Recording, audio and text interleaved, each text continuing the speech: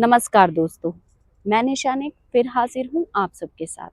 आज मैं आप सबके साथ 5 ऐसे उपन्यास की जानकारी शेयर करने जा रही हूँ जिसके केंद्र में है नारी। 5 ऐसे उपन्यास जिसके 5 अलग-अलग नारियाँ अपने आप में ही पूर्ण हैं। उनकी कथा ही एक ऐसी रोचक कथा है जो पाँचों नारियाँ आपको पढ़नी चाहिए, उनके बारे में जाननी चाहिए। हमारी लिस्ट में जो सबसे पहला उपन्यास है वो है कृष्णकली। शिवानी जी का लिखा हुआ ये उपन्यास है कृष्णकली। एक ऐसी स्त्री जो सदा अपने विकास के लिए कार्य करना चाहती है, अपने आप को समाज से ऊपर उठाना चाहती है। एक आधुनिक स्त्री जो सुंदर है, सुशील है, लेकिन लोग हमेशा उसे इस नज़र से देखते हैं कि वो किसी ना किसी तरीके का गलत कार्य कर रही होगी, लेकिन कभी भी वो कोई गलत काम नहीं करती। बस वो खुद की जीविका चलाने के लिए काम करती है, कार्य करती है। जिसका जन्म तो होता है दो रोगी माता पिता से, जिसका पालन पोषण करती है एक वैश्या।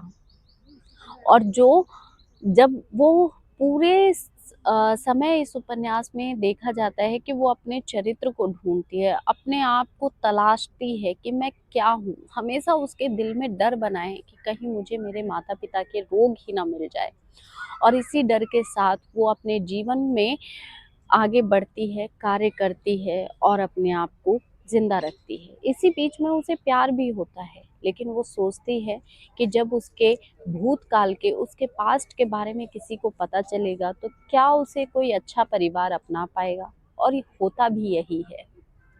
वो अपने जीवन से भागती रहती है हर वक्त, और लास्ट में मृत्यु को प्राप्त होती है। बहुत अच्छा उपन्यास है कृष्णकली। मैं जल्द ही इस उपन्यास का एक डिटेल समरी वीडियो लेकर आऊंगी। अगला उपन्यास है चरित्रहीन। इसके भी केंद्र में नारी है। शरद चंद्र चट्टोपाध्याय जी का उपन्यास है ये चरित्रहीन। एक ऐसी स्त्री की कहानी जो बहुत ही कम उम्र में विधवा हो चुकी है, लेकिन उसे फिर से प्रेम होता है। पर वो समाज की विडंबना के कारण, सामाजिक परिस्थितियों के कारण अपने प्यार को कभी बयान नहीं कर पाती। वो बंधी हुई है समाज के बंधनों में। वो सोचती है कि मैं विधवा हूँ और मैं इस तरीके से दोबारा किसी से प्रेम नहीं कर सकती। चाहती है लेकिन कर नहीं पाती। यही पूरे उपन्यास में दिखाया गया है। आपको चरित्रहीन उपन्यास पढ़ना चाहिए, बहुत ही अच्छा उपन्यास है। अगला उपन्यास है इस कड़ी में 55 खंबे लाल दीवारें, उषा प्रियवंदा जी की।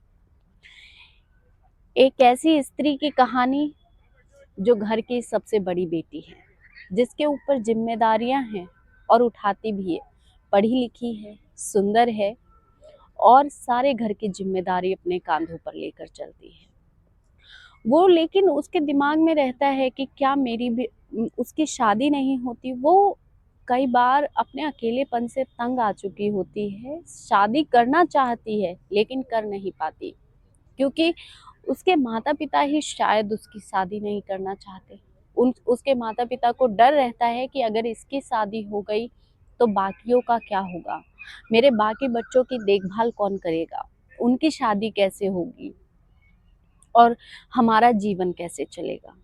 उसकी माँ हर वक्त उसके आगे ये कहती है कि तेरी छोटी बहन की शादी करनी है, पैसे इकट्ठे करो, पैसे ज़्यादा खर्च मत करो, इस तरीके से।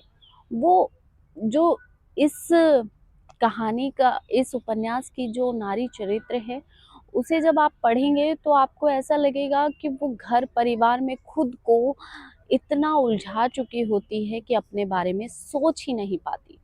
सोचना भी चाहती है तो भी नहीं सोच पाती। एक समय उसके ऐसा आता है कि उसे एक व्यक्ति से प्रेम होता है, वो उसके साथ जीवन व्यतीत करना चाहती है, लेकिन जब भी वो निर्णय लेना चाहती है या लेने के करीब पहुंचती है, तभी उसे अपने परिवार की परिस्थितियों का याद आ जाता है और वो उससे पीछे हट जाती है। और उसका पूरा जीवन उस कॉलेज के परिसर में बीत जाता है जिसके 55 खंबे हैं और लाल दीवारें हैं। आपको ये उपन्यास पढ़ना चाहिए, बहुत ही अच्छा उपन्यास है। अगला है रेखा, भगवती चरण वर्मा जी का। वैसे तो मैंने इसकी डिटेल वीडियो अपने यूट्यूब चैनल पर डाल दी है, आप वहाँ से देख सकते हैं। लेकिन आज मैं नारी चरित्रों के बारे में बता रही थी, तो मेरे लिए भगवती चरण वर्मा जी के लिखे हुए रेखा उपन्यास के चरित्र बहुत ही पसंद है। इसलिए पसंद है क्योंकि इसमें दिखाया गया है कि महिला चाहे कितनी भी आधुनिक क्यों ना हो, वो खूबसूरत होती है। प्रेम तो वो शायद किसी भी उम्र के व्यक्ति से कर सकती है, लेकिन जो उसकी शारीरिक भूख है, जो एक शरीर की तड़प है, उसे मिटाने के लिए वो बहुत कोशिश करे खुद को संभालने की, तो भी संभाल नहीं पाती है और उसे मिटाने के लिए गलत कदम उठा ही लेती है। और जब वो गलत कदम उठाती है तो कोई उसका पक्ष नहीं सुनना चाहता है। हमेशा आदमी अपने पक्ष पे ही निर्धारित रहता है, चाहे आदमी ने कितनी भी गलतियां करी हो, लेकिन वो स्त्री के पक्ष से नहीं देखना चाहता। वो एक स्त्री को गलत ठहराता है। और इसमें हम देखते हैं कि रेखा अंत होते होते तक किस तरीके से अपने जीवन के सारे संबल, अपने पति को, अपने प्रेम को, सबको खो बैठती है। ये इस उपन्यास में दिखाया गया है। आज हमारी लिस्ट का आखिरी उपन्यास है निर्मला, प्रेमचंद्र जी का है। वैसे तो प्रेमचंद्र जी के सारे उपन्यास बहुत ही बेहतरीन हैं, लेकिन निर्मला उपन्यास अपने आप में बेजोड़ है। बेजोड़ यानी कि बेजोड़ कहे, ये उपन्यास बेमेल विवाह पर लिखा गया है और इसमें दिखाया गया है कि किस तरीके से एक बेमेल विवाह की त्रासदी को पूरा परिवार झेलता है और किस तरीके से दहेज प्रथा की आड़ में एक परिवार की, एक स्त्री की, एक लड़की की जिंदगी बर्बाद कर दी जाती है उससे अधिक उम्र के व्यक्ति के साथ शादी करके। लेकिन परिवार की अपनी मजबूरियां होती हैं और लड़की की अपनी, और जो जिससे उसकी शादी होती है वो इस हीन भावना से ग्रसित हो जाता है कि निर्मला सुंदर है, कहीं वो किसी और के प्रेम में ना पड़ जाए, मेरे पुत्र के ही प्रेम में ना पड़ जाए। और इसी हीन भावना से ग्रसित होकर वो निर्मला पे शक करता है, अपने पुत्र पर शक करता है और उसका पूरा परिवार बिखराव की स्थिति में पहुंच जाता है और निर्मला की मृत्यु होती है। ये इस उपन्यास में दिखाया गया है।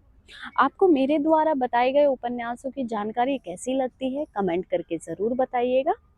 मेरे चैनल को लाइक, शेयर, सब्सक्राइब करिए और बेल आइकन को ज़रूर से प्रेस कर दीजिएगा ताकि आगे आने वाले वीडियोस के नोटिफिकेशन आपको मिलते रहें और आप मेरे साथ जुड़े रहें। धन्यवाद।